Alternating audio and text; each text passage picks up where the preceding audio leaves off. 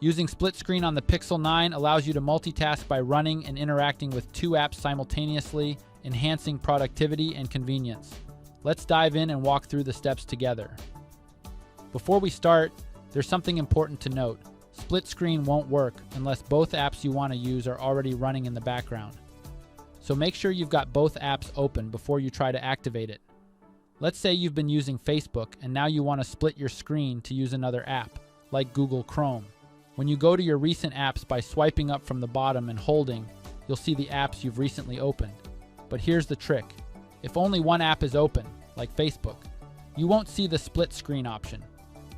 Now, if you've already opened another app, like Chrome, when you tap on the app icon in the Recent Apps menu, the split screen option will appear.